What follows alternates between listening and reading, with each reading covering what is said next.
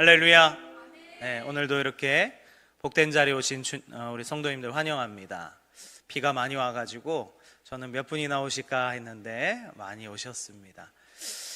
오늘 우리가 말씀 요한계시록을 함께 나누고 있습니다. 우리가 전체적으로 알 것은 요한계시록은 환상이고 또 계시로 받은 것이고 예언서기 때문에 우리가 하나하나 그것을 파다 보면 끝이 없어요. 그리고 성경에서는 그 보이는 환상 뭐뭐뭐뭐와 같고 라고 하는 표현이 많이 나오는데 요한이 자신이 본 것을 표현할 방법이 없어서 이 땅에서 자기가 알고 있는 가장 비슷한 것들을 빗대어 이야기한 거기 때문에 우리가 그것을 들어도 정확하게 알기는 어렵다라는 거예요.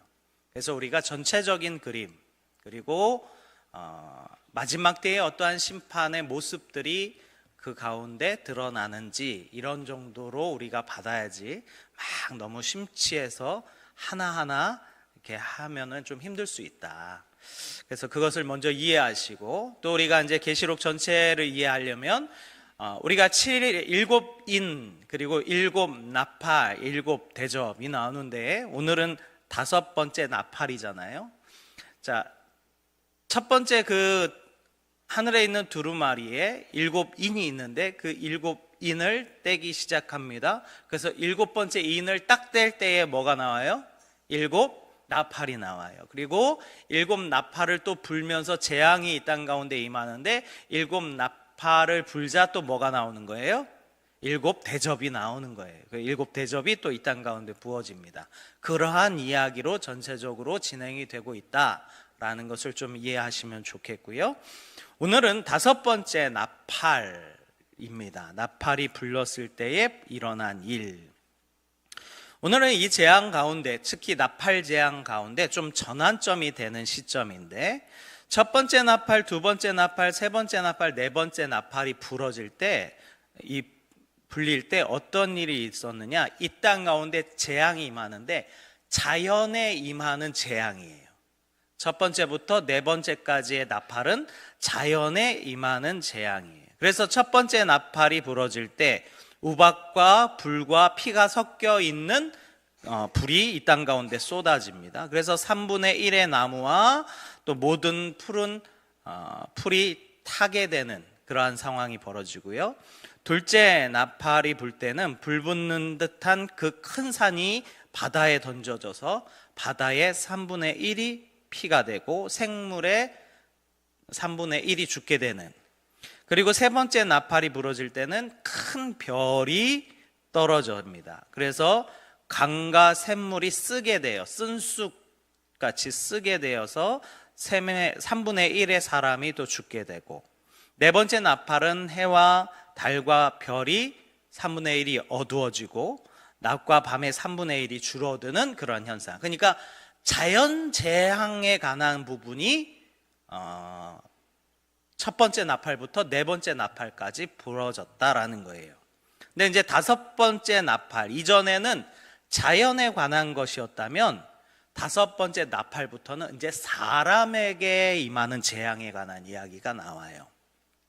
근데 우리가 이 시점으로 확인해 볼 때, 이 시점 볼 때 그런 생각을 해볼 수 있습니다. 우리는 이미 계시록 안에 들어와 있구나라는 것을 알 수 있어요. 우리는 이미 계시록에 기록된 심판 안에 들어와 있는 거구나. 잘 기억하셔야 됩니다. 이미 심판은 시작됐고 마지막 때는 이제 곧 도래합니다. 그것이 주님께서 말씀하신 것이고 이 땅 가운데 이미 재앙이 벌어진 것을 우리는 볼 수 있어요. 근데 뉴스를 보다 보니까 지난 주였나요? 지난 7월 4일 날 미국 텍사스에 비가 엄청 왔습니다. 엄청나게 한 5시간 동안 300mm의 비가 왔대요. 그러니까 이제 300mm라고 하는 것은 30cm죠. 5시간 안에 30cm가 온 건데 생각해 보세요. 평지에서 30cm인데 산에 30cm가 쌓이면 30cm, 30cm, 30cm, 30cm 이렇게 계속 쌓이는 거잖아요. 이게 한 번에 내려오면 이제 그 계곡이나 밑에 마을은 그냥 물로 뒤덮이는 거예요. 근데 그런 일이 실제로 이제 일어납니다. 텍사스에. 그래서 지금 사망자가 129명이고 실종자가 160명 정도 됩니다. 그곳에 캠프를 하던 아이들도 있었는데 그 아이들도 많이 죽었습니다. 근데 사실은 이게 물로 휩쓸다 보니까 실종자도 정확하지가 않아요. 누가 묻혔는지 누가 그곳에 있었는지 알 수가 없어요. 그 텍사스에 있는 괴달루페라고 하는 강이 있는데 그 강이 물 수위가 10m가 올라갔대요. 그러니까 물 수위가 10m가 올라갔으니까 그 주변의 마을은 다 집어삼킨 거예요. 그렇게 홍수가 납니다. 그런데 반대로 지금 유럽 쪽에는 폭염이 막 기승을 부리고 있습니다. 40도가 넘는 폭염이 연이어 벌어지고 있습니다. 사람들이 엄청 많이 열병으로 죽습니다. 그 유럽은요, 우리나라보다 위도가 더 높아가지고 우리나라보다 사실 더 덥지 않은 곳이에요. 그래서 거기는 에어컨 보급률이 20%래요. 우리나라는 90%거든요. 에어컨 보급률이. 그러니까 20%니까 거기 있는 사람들은 그냥 그 더위를 견뎌야 되는 거예요. 그래서 그러한 더위로 인해서 이번 6월 역대 최대의 온도는 46도였대요. 46도. 근데 그게 최근 몇 년에 급격하게 일어난 거예요. 그전엔 그랬던 적이 없어요.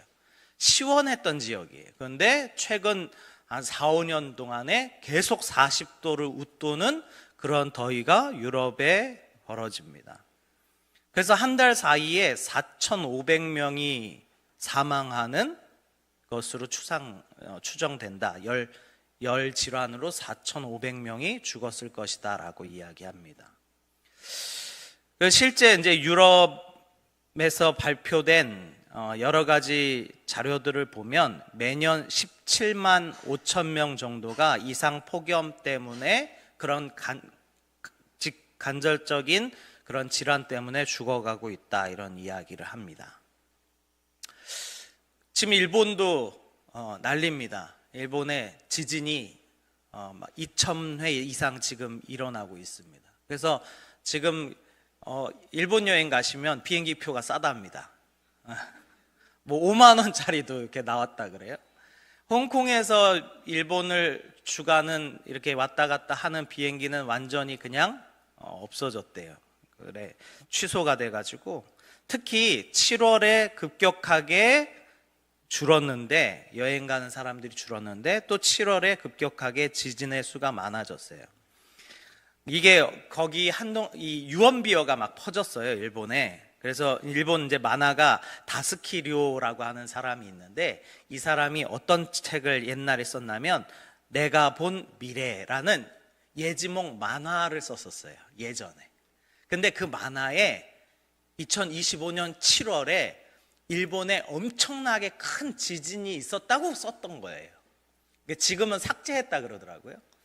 그런데 이제 그 사람이 이제 발표하기를 그 날짜는 허구였다, 자신이 그냥 상상에 의해서 적은 거였다라고 했지만, 실제로 일본에서는 관측되기로 곧 30년 안에 엄청나게 큰 지진이 올 것이다 라고 예측하고 있어요. 어떻게 예측하냐면 일본이라는 나라는 이 대륙판이 있거든요. 우리 이렇게 대륙 움직이잖아요. 근데 일본에는 4개의 대륙이 이렇게 물려 있어요. 근데 이 대륙들이 이렇게 서로 이렇게 대치하고 있다가 서로 힘을 이렇게 받을 거 아니에요. 그 어느 순간 탁 틀어지는데, 이때 이제 지진과 화산이 일어나는 건데 그게 100년 주기로 그렇게 일어난다고 하더라고요. 근데 일본이 이제 그 임계점이 다 달았다라고 추측을 하더라고요. 그래서 우리가 잘 알듯이 일본에 지진이 나면 지진도 문제지만 큰 해일이 일어나고 또 이 일본을 덮는 그런 사건들이 일어날 수 있다, 이렇게 이야기합니다. 제가 왜 이런 이야기를 하냐면, 우리는 이미 계시록의 심판 가운데 들어와 있다, 이 말이에요. 재앙 가운데 들어와 있어요. 이러한 재앙들이 시간이 가면 갈수록 더하면 더했지 줄어들지는 않을 겁니다. 우리가 잘 알고 있는 이 코로나도 엄청나게 많은 사람을 죽게 만들었지 않습니까? 이제 우리에게 동일하게 벌어지는 것 중에 하나는 뭐냐면 사람에게 임하는 재앙이에요. 우리나라 자살률을 보면 작년 1월에서 12월 한국생명종중희망재단이 있는데 거기서 사망자를 통계를 냈는데 14,439명이 죽었대요. 1년에 14,000명이 넘게 죽은 거예요. 14,500명 정도가. 그게 하루 기준으로 하면 하루에 40명씩 죽는 거예요. 자살로만. 우리나라가 세계적으로 자살률이 제일 높은 나라입니다. 근데 그 많은 사람들이 스스로 목숨을 버리는 거예요. 죽는 거예요. 작년 코로나 사망자로 추정하는데 작년까지 해서 코로나 사망자가 693만 명 정도 추정합니다. 693만 명. 근데 그 전에 더 유행했던 되게 크게 유행했던 스페인 독감 1918년에 스페인 독감이 대유행을 했는데 그때 죽은 인원이 5천만 명 정도에 달한다 그래요. 5천만 명. 그러니까 우리나라 하나가 독감으로 다 사망해서 죽은 거예요. 인원이. 흡연 사망자도 있습니다. 흡연 사망자도 매년 800만 명 정도 죽습니다. 800만 명. 자, 재앙이라는 게요. 오늘 우리가 계시록에 여러 가지 재앙들이 나오지만 그 재앙의 형태가 어떤지는 사실을 정확하게 알 수가 없어요.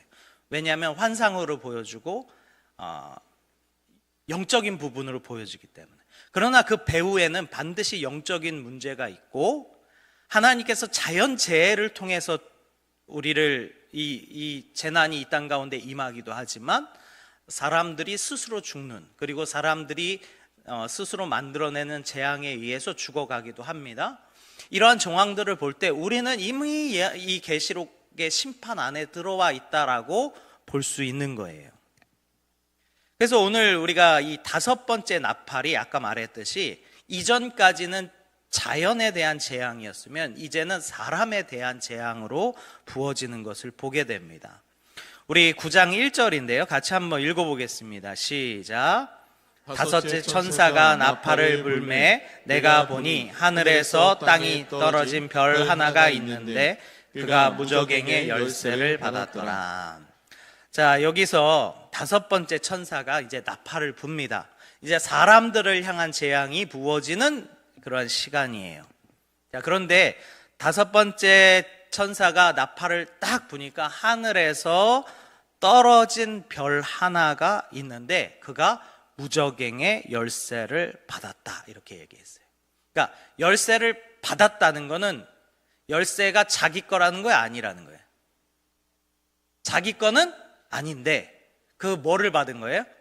권한, 이 열쇠를 사용할 수 있는 권한을 받았어요. 근데 이 땅에 떨어진 별 하나가 오면 누구냐 이거예요. 뭐냐라는 거예요. 이게 신학적으로 논쟁이 많습니다. 사단이라고 하는 사람이 있고 그냥 하나님의 권한을 부여받은 천사라고 하는 학자들도 있어요. 근데 이 성경에 명확하게는 드러나지는 않지만 여러 가지로 추정해 볼 수는 있어요.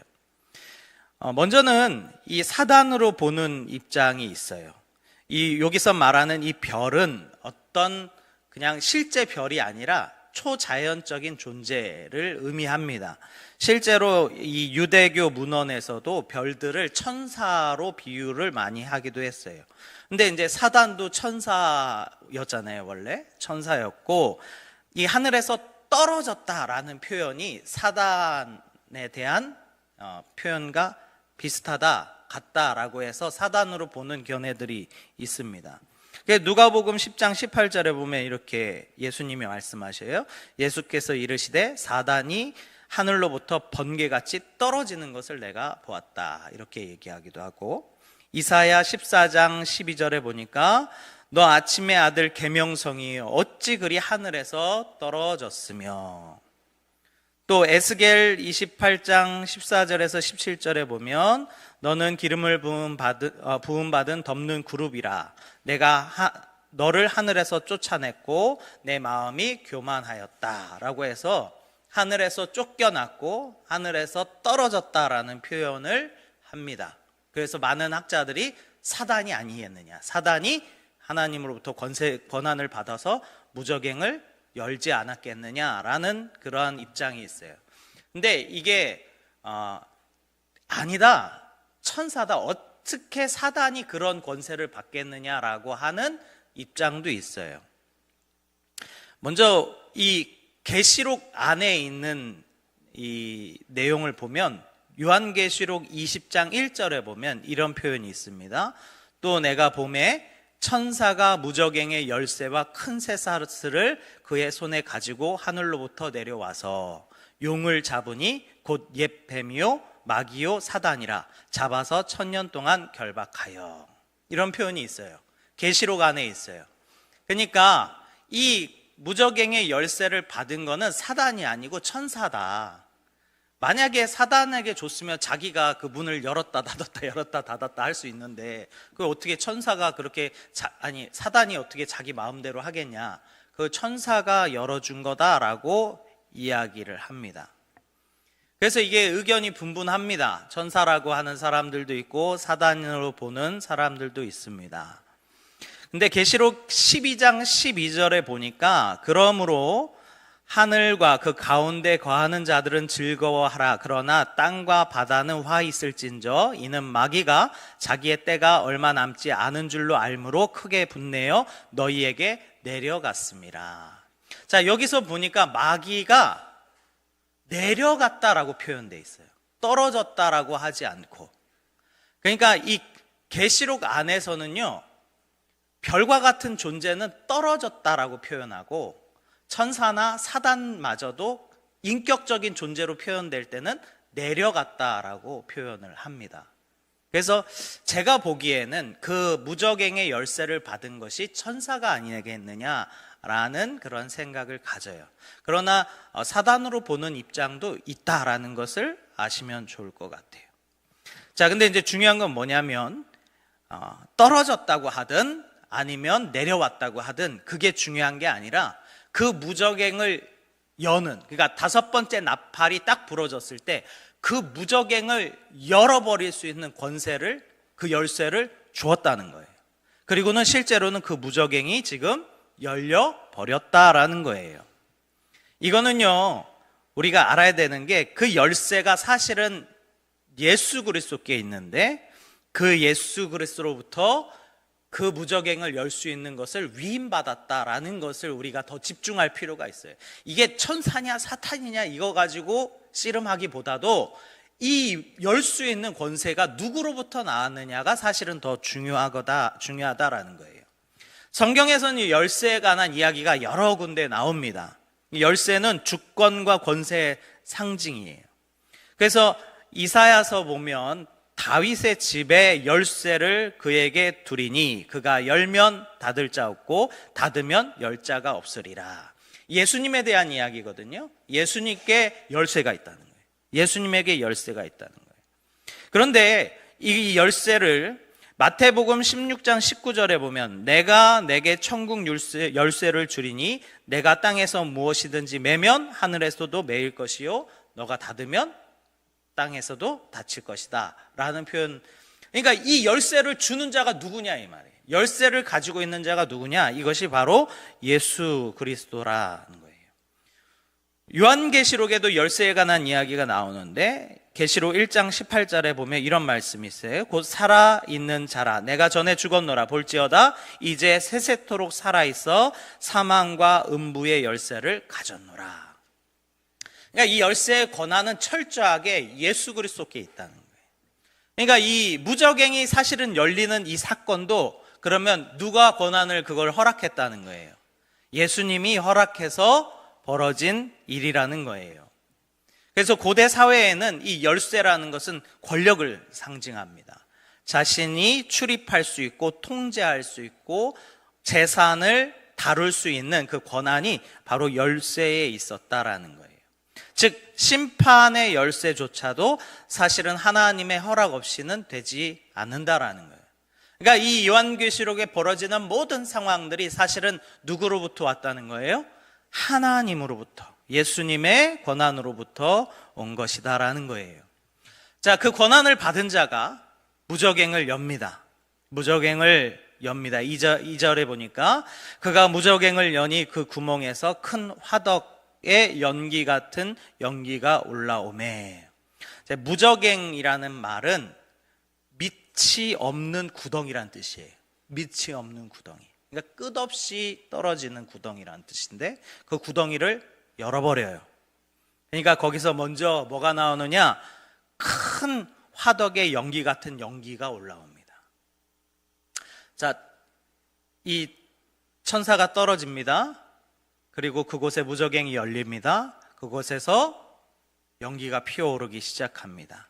이 연기 피어오른 것으로 인해서 온통 다 어두워지는 거예요. 어두워지는 거예요. 이런 이미지를 잘 이해하셔야 됩니다. 어두워지는 거예요. 마치 이 세상이 사단 마귀로 말미암아 악하여지고, 성경에서는 이 세상이 어떻다 이야기합니까? 어둠이다라고 이야기하잖아요. 이 무저갱이 열림으로 말미암아 이 땅이 점점 어두워지는 거예요. 마치 구름으로 뒤덮여서 아무것도 보이지 않는 그런 상황을 연상시킵니다. 그리고 이 표현 자체, 큰 화덕의 연기 같은 연기가 올라온다라는 표현은 어디에 나오는 내용이냐면 창세기 19장에 소돔과 고모라 땅을 표현할 때 그렇게 이야기합니다. 소돔과 고모라와 그 온 지역을 향하여 눈을 들어 연기가 옹기 가마에 연기같이 치솟음을 보았더라. 그러니까 이게 뭐냐면 심판의 상징이라는 거예요. 심판의 상징. 검은 연기가 이 땅을 뒤덮습니다. 점점 이제 어둠으로 뒤덮이는 거예요. 그 무저갱에서 무엇이 나오느냐? 우리 3절 같이 한번 읽어보겠습니다. 시작. 또 황충이 연기 가운데서 땅 위에 나오매 그들이 땅에 있는 정갈의 권세와 같은 권세를 받았더라. 자, 황충이 이 연기 가운데 함께 밀려 들어옵니다. 그러니까 말씀드렸잖아요. 우리는 이미 계시록 안에 들어와 있다고. 그러면은 이 무저갱이 열렸을까 안 열렸을까요? 이미 열려 있는 거예요. 우리 가운데도 열려 있습니다. 우리가 우리의 눈으로 보이지 않아서 그렇지 이미 어둠이 이 땅을 잠식해 가고 있어요. 근데 그들 가운데 황충이 등장합니다.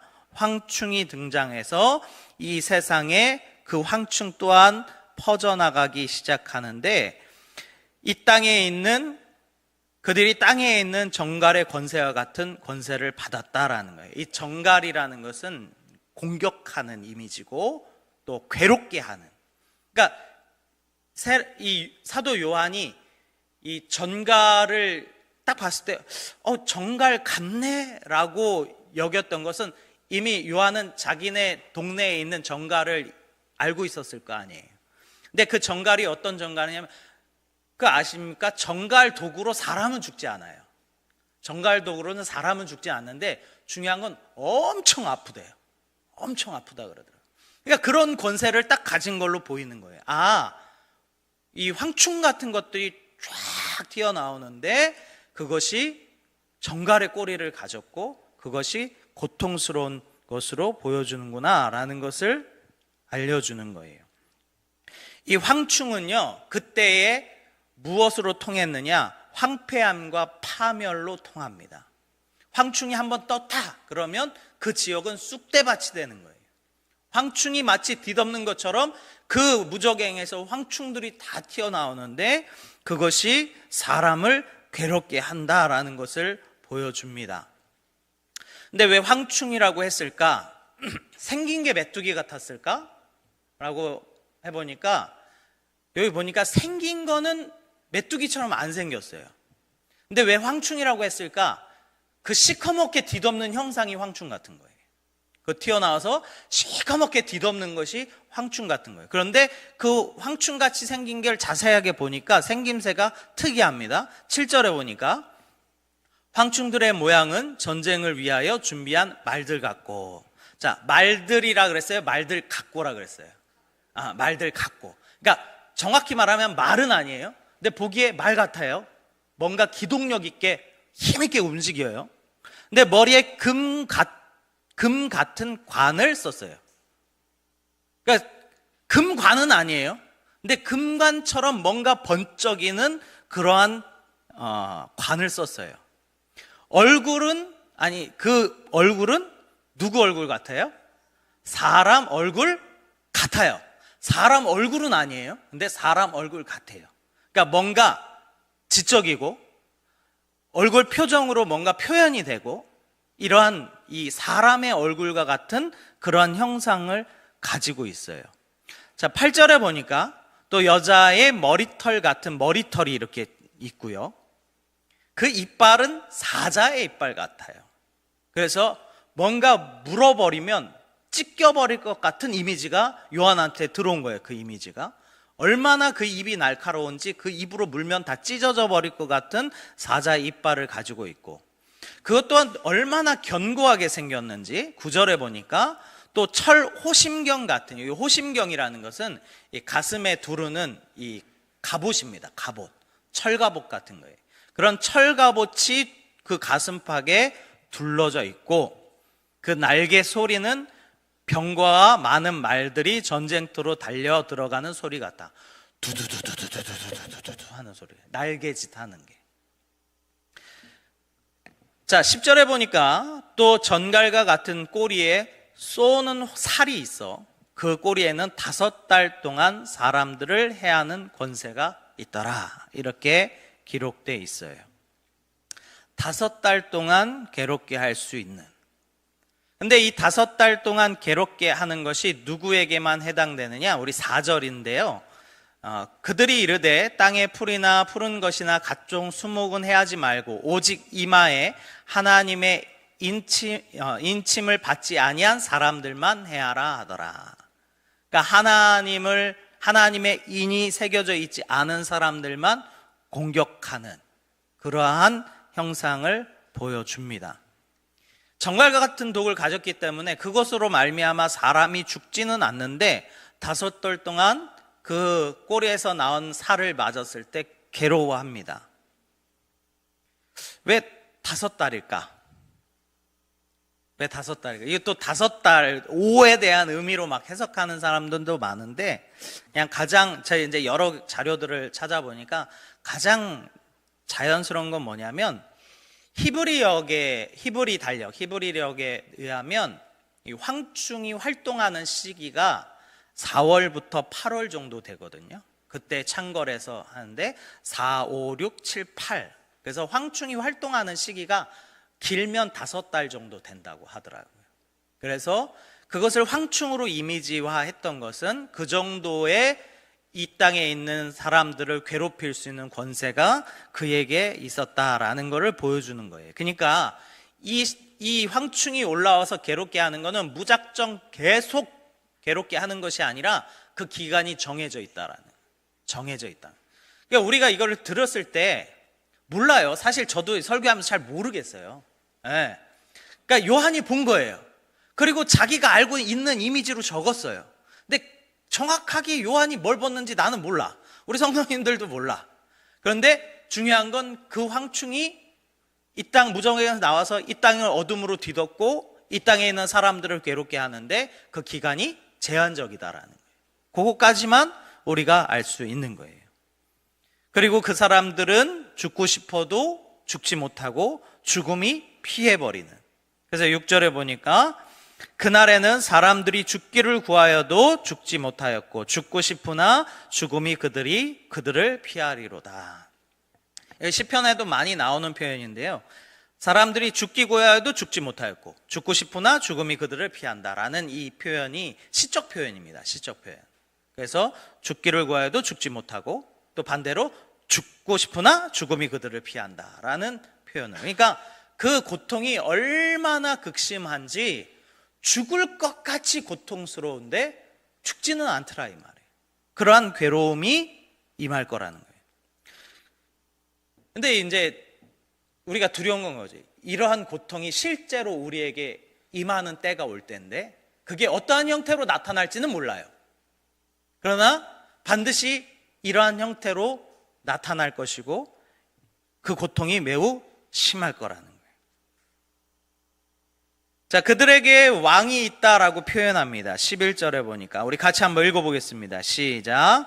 그들에게 왕이 있으니 무적행의 사자라. 히브리어로는 그 이름이 아바돈이요 헬라어로는 그 이름이 아볼로온이더라.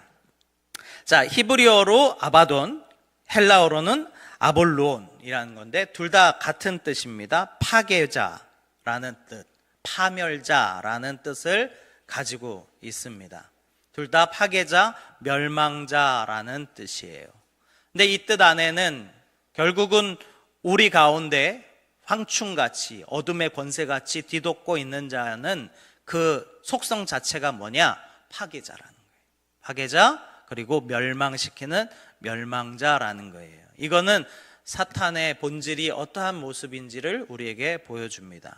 그래서 요한복음 10장 10절에 이렇게 예수님이 말씀하셨잖아요. 도둑이 오는 것은 도둑질하고 죽이고 멸망시키려는 것뿐이로다. 도둑이 오는 것은 도둑질하고 죽이고 멸망시키려는 것뿐이로다. 자, 그리고 이제 마지막 절 12절에 보면 첫째 화는 지나갔으니 보라 이후에 화 둘이 이르리로다. 우리가 5번째 나팔이잖아요. 6번째, 7번째 나팔 두 번이 남았다라는 거예요. 자, 근데 9장 뒷부분에 보면 우리가 요 부분만 가지고는 뭔가 결론 내기가 참 어렵더라고요.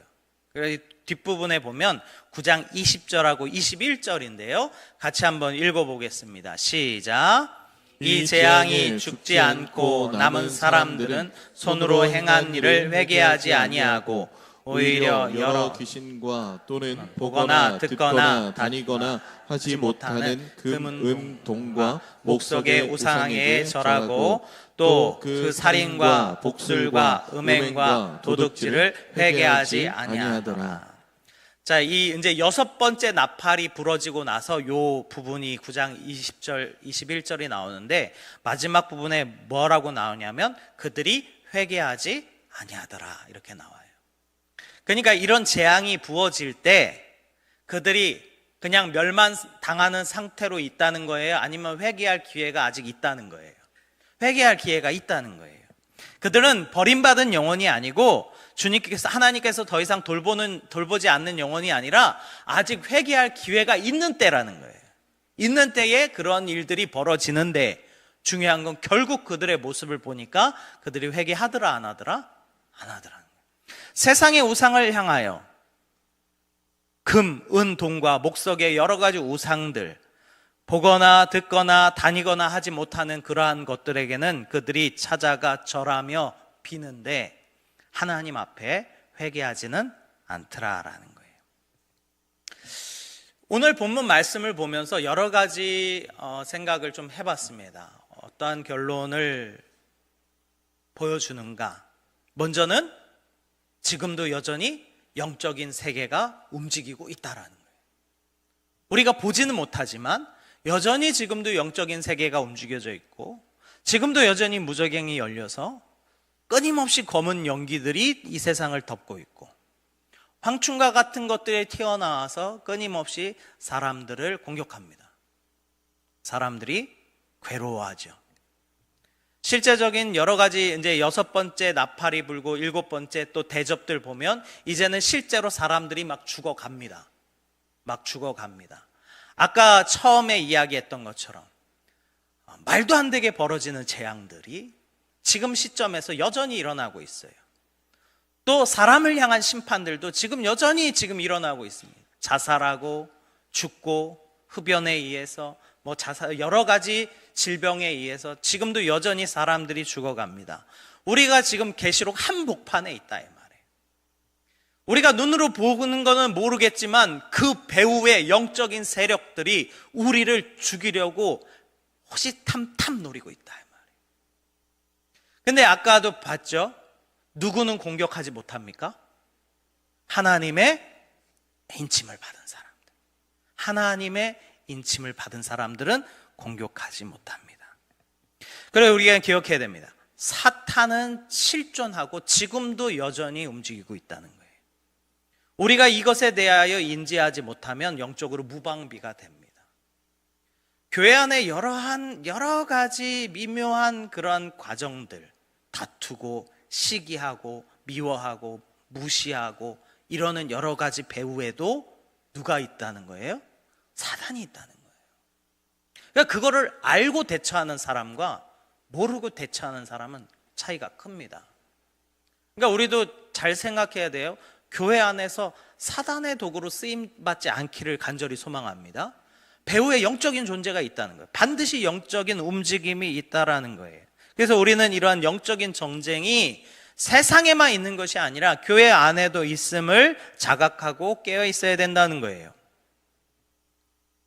그리고 심지어 이러한 모든 사단의 역사들도 누구의 허락 안에 들어있는 겁니까? 하나님의 허락 안에 들어있는 거예요.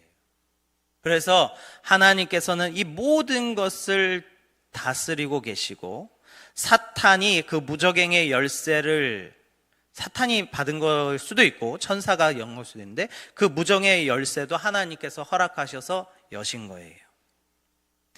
그렇다면 우리가 한 가지 깨달아야 될 건 뭐냐면 우리가 정작 두려워해야 되는 건 누구예요? 그 권세가 사실은 누구에게 있어요? 하나님에게 있다는 거예요. 그거를 연 자 아니면 그 무저갱에서 튀어난 자가 실제적 권세가 아니라는 거예요.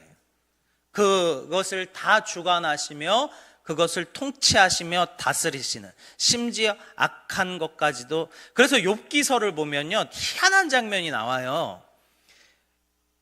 사단 마귀가요 하나님의 아들들과 하나님이 둘러앉은 데 딱 옵니다. 하나님이 물어봐요. 너 뭐하다 왔냐 했더니 세상 둘러보다 왔습니다. 그래요. 하나님이 자랑하죠. 너 욥 봤냐? 대단해. 그 친구가 장난 아니야. 그랬더니 사단이 뭐라 그러냐면 제가 시험해봐도 돼요? 라고 하는 거예요. 근데 하나님이 안 돼 하면 안 되는 거예요. 근데 하나님께서 해봐 그러셨어요. 근데 그런 상황이 우리에게는 벌어지지 않을 거라는 착각을 하면 안 된다는 거예요. 이 사단의 권세가 사람들을 아프게 하는데 뭐 하진 못해요? 죽이진 못해요. 그 죽이고 살리는 건 사실 누구에게 있는 거예요? 하나님에게 있는 거예요. 그렇기 때문에 우리가 실제적으로 가장 큰 주권자, 그 주관자가 누구인지 볼 수 있는 눈이 우리에게 있어야 되는 줄 믿습니다. 심지어 사단의 활동도 무저갱에서 나오는 여러 가지 악한 세력들도 결국은 하나님의 손에 들려 있다라는 거예요. 그렇기 때문에 우리가 기억해야 될 것은 하나님의 인치심을 받은 자는 결코 망하지 않는다라는 거예요. 때로는 괴로울 수 있어요. 상황이 어려울 수 있어요. 그러나 하나님의 인치심을 받은 자는 결코 망하지 않습니다. 예수 그리스도를 믿고 성령의 인치심을 받은 자는 마지막 때에 당할 혼란들, 재난들, 그러한 상황에서도 결코 그 영혼은 잃어버리지 않는다라는 거예요. 세상은 점점 더 어두워집니다. 그리고 점점 악한 세력들, 무저갱, 끝이 없는 구덩이라 그랬어요. 그곳에서 끊임없이 나와요. 주님 오시는 그날까지 계속 나와요. 그 영적인 세력이 계속 나온다 이 말이에요. 세상이 점점 악해지는 이유가 무엇입니까? 그 무저갱에 갇혀있던 자들이 계속 나오는 거예요. 그래서 세상은 점점 악해질 겁니다. 그런데 마지막 때에 하나님께서 천사에게 무저갱의 열쇠를 쥐어주고 사슬을 주어줘서 그들을 싹 다 감아다가 무저갱에 다시 집어넣을 때가 온다라는 거예요. 그때는 끝입니다. 그럼 그 전에 우리가 해야 되는 것이 무엇입니까? 회개할 수 있을 때 회개해야 된다라는 거예요. 돌아올 수 있을 때 돌아와야 된다는 거예요. 그건 우리뿐만 아니라 우리와 함께하는 사람들, 아직 주님을 알지 못하는 가족들, 그들에게 기회가 많을 것 같습니까? 많지 않아요. 정확하게 말하면 몰라요. 그때가 언제인지. 그렇기 때문에 하나님께서 우리에게 들려주신 이 경고의 때에 우리는 그들을 주께로 인도할 수 있어야 됩니다. 말씀을 정리하겠습니다. 지금은 회개할 때입니다. 돌이켜야 될 때입니다. 아까 무적에서 나오는 황충 때와 같이 세상은 계속 악해질 겁니다. 그러면 언제 회개하기가 가장 좋을 때예요? 지금. 다시 한번 물어볼까요? 언제 회개하기 가장 좋을 때예요? 지금이. 점점 어려워진 때가 온다는 거예요. 점점 힘들어지고 점점 재앙의 시대에 점점 악한 시대가 계속 심해질 텐데 우리가 회개하며 돌이켜야 할 그 시기가 바로 지금이다라는 거예요. 오늘도 이 말씀을 잘 기억하시고 우리가 하나님 앞에 우리의 죄를 돌이키며 내가 때로는 사단의 병기로 쓰임받고 있진 않나? 내가 악한 자로 쓰임받고 있지 않나? 돌이키며 회개하는 그때가 바로 오늘 이 시간인 줄 믿습니다. 오늘도 이 말씀을 잘 기억하시고 우리가 이 마지막 때에 재난이 점점 임박해오는 이때에 우리가 어떠한 자로 살아가야 할지 다시 한번 묵상하시고 깨달으시는 우리 성도님 되시기를 주님의 이름으로 축원합니다. 아멘. 우리